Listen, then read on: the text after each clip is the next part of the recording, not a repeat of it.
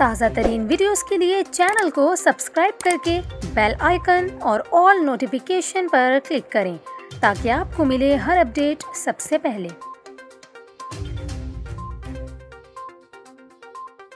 और यहाँ पर आपको बलूचिस्तान से अफसोसनाक खबर दें। बलूचिस्तान के इलाके खुजदार को दुश्मन अनासिर ने एक मरतबा फिर निशाना बना डाला। खुजदार में सिटी पुलिस थाने के मरकजी दरवाजे के करीब धमाका हुआ है।